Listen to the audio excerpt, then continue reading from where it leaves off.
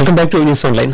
Balayya dialogue అంటే నాటు bomb ఢమాలని పేలినట్లే, సింహ punch విసిరితే సరౌండింగ్స్ అదిరేలా తొడగొట్టినట్లే ఇండస్ట్రీలో బాలయ్య డైలాగ్స్ కి బాక్సులు బద్దలయ్యేటంత ట్రాక్ రికార్డు ఉంది. సినిమాలో డైలాగులు సరే, లయన్ ఆడియో ఫంక్షన్ లో స్టేజ్ మీద బాలకృష్ణ వదిలిన ఒక డైలాగ్ మటుకు ఫిల్మ్ నగర్ లో ప్రకంపన సృష్టిస్తోంది. క్యాజువల్ గా అన్నారా ఆయన, లేక కాన్సన్ట్రేట్ చేసి ఆ డైలాగ్ వదిలేరా? ఇండస్ట్రీలో హాట్ టాపిక్ ఇది. చిట్టెలుగులు వచ్చినా, ఎన్ని చిరుతపుల్లలు వచ్చినా ఏమైందో తెలుసు. మన జోలికి వస్తే మాడి మసైపోతారు. ఎన్ని చిట్టెలుకులు వచ్చినా, ఎన్ని చిరుతపులులు వచ్చినా ఏమైందో తెలుసా? మాడి మసైపోతారు. ఇది లయన్ ఆడియో ఫంక్షన్ లో బాలకృష్ణ విసిరిన డైలాగ్.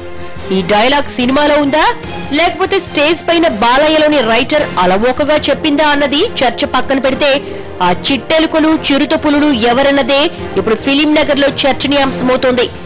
సాధారణంగా సినిమా ఫంక్షన్ లో భావావేశంలో పెళ్లుబికే కొన్ని మాటలు కాంట్రవర్సీలకు దారితీస్తూ ఉంటాయి. లైన్ డైలాగ్ కూడా అలాంటిదే. బాలయ్య చెప్పిన చిట్టెలుకల గురించి ఎవరికి తోచిన ఫ్రేమ్ వాళ్ళు సెట్ చేసేసుకుంటున్నారట.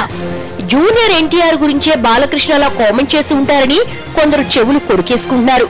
పోస్గోలు కబుర్లను కొట్టిపారేయడానికి వీల్లేదు, ఎందుకంటే బాబాయ్ అబ్బాయిల మధ్య ఉన్న గ్యాప్ అలాంటిది.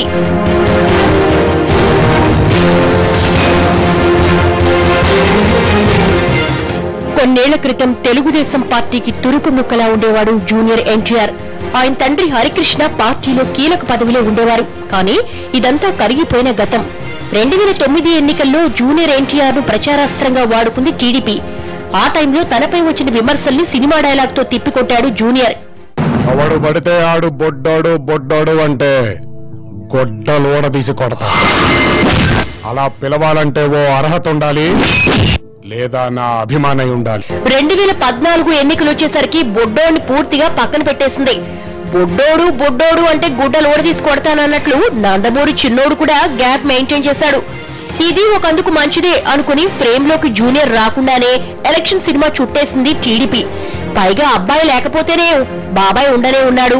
అందరి అంచనాల్ని తల్లకిందులు చేస్తూ తిరుగులేని విజయాన్ని అందుకొని ఆంధ్రప్రదేశ్ లో అధికార పగ్గాలు చేపట్టింది టీడీపీ. చంద్రబాబు ముఖ్యమంత్రి అయ్యారు. ఆయన వియ్యంకుడు బాలయ్య హిందూపురం ఎమ్మెల్యేగా గెలిచారు. తాతగారి పార్టీ సాధించిన ఘన విజయంలో జూనియర్ ఎన్టీఆర్ భాగస్వామ్యం లేకపోవడం అభిమానుల్ని నొచ్చుకునేలా చేసింది. అప్పట్నుంచి బాబాయ్ అబ్బాయిల మధ్య గ్యాప్ అలా ఉండిపోయింది.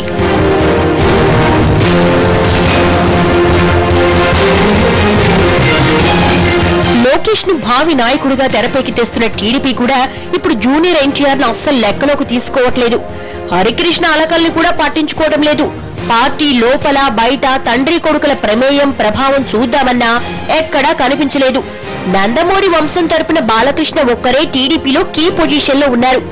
బాలయ్యతో జూనియర్ కు కొన్నాళ్లుగా సత్సంబంధాలు లేవు అన్నది ఓపెన్ సీక్రెట్. గతంలో ఏ ఫంక్షన్ లో అయినా కలిసి కనిపించే బాబాయ్ అబ్బాయి ఎదురుపడి మాట్లాడుకుని చాలా కాలమైందంటున్నారు. కొన్నాళ్ల క్రితం నందమూరి అభిమానులంతా తన అభిమానులే అంటూ జూనియర్ ఎన్టీఆర్ నర్మగర్భ వ్యాఖ్యలు చేశారు. పార్టీలో నందమూరి వారసున్నైనా, వెండితెరపై నందమూరి వంశాంకురాన్నైనా తానేనని చాటేందుకే లైన్ ఆడియో వేదికపై బాలయ్య అలా స్పందించారా అన్న ప్రచారం కూడా వినిపిస్తోంది. ఎన్ని చిట్టెలుగులు వచ్చినా, ఎన్ని చిరుతపుల్లలు వచ్చినా ఏమైందో తెలుసు. మన జోలికి వస్తే మాడి మసైపోతారు. బాలయ్య చిట్టెలుకలంటూ డైలాగులు చెప్పడం చూస్తుంటే జూనియర్ నే అని ఫిక్స్ అయిపోతున్నారట ఫ్యాన్స్. ఒకవేళ జూనియర్ ని కాకపోతే ఇంకెవరై ఉంటారబ్బా అని ఆరా తీస్తున్నాయి ఫిలిం నగర్ సర్కిల్స్. మరి బాలయ్య డైలాగులా అలా అనేసారా, లేక పక్క ప్లాన్ తోనే పంచి విసిరారా అన్నది బాలయ్యకే తెలియాలంటున్నారు.